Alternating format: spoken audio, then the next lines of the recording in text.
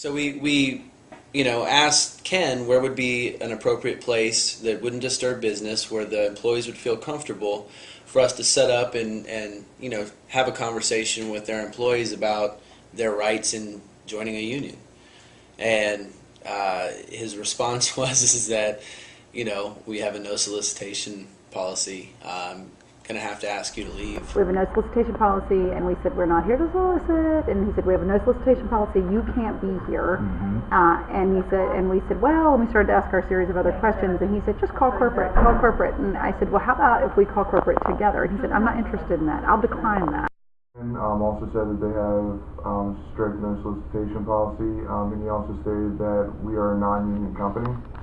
Explaining to him we were there to talk to the employees about joining the union, and he said that they have a no solicitation and distribution policy. He said, I'm going to ask you one time nicely to leave, and then I'm going to call the police. And I said, is that your corporate policy? And she said, that's it, I'm calling the police. Store manager came out and we asked him the same thing. He cut us off even quicker and said, no solicitation, I'm going to have to ask you to leave. And we asked him, well, that's, if you want us to leave, we'll leave. But, just so are you aware of the UN Global Compact that your CEO has signed on to, as a commitment to, basically respect your employees' rights to join a union if they wish.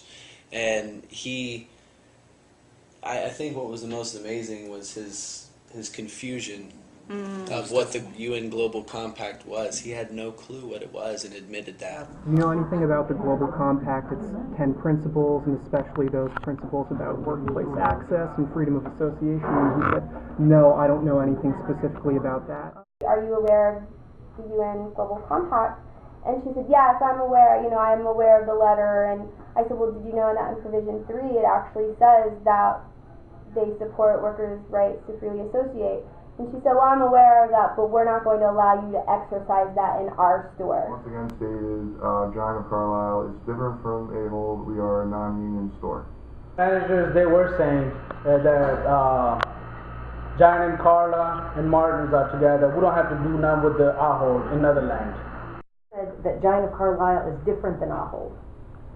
That they don't have the same policies as Ahold. So we left this with him. Larry asked, would you be willing to post this on your community board? And he said, this is not an internal company document. This is not internal to Giant Martin's, so we can't do that. So I said, how can you call this an external document? This is from former CEO John Rishton. This is as internal as you can get. This is your parent company CEO. And he said, this is the former CEO. And I was like, well, actually, Dick Bower, the current CEO, confirmed that he supports the UN Global Compact. We said, well, why can Landover workers have access to a union representative, but Carlisle workers can't? They said it's a different group, different banner, different policy. That we do the Carlisle policy. When we said, well, what about what Ahold says with the UN Global Compact? He said, it's not us. We're Carlisle. That's a different.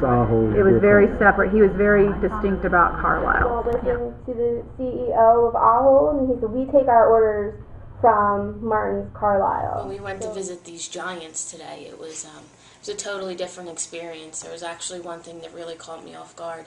There was a young man having a problem in the store, and as we were walking in, he was waiting to talk to management, and management kind of pushed him aside to throw us out the door, and then we're going back to deal with him.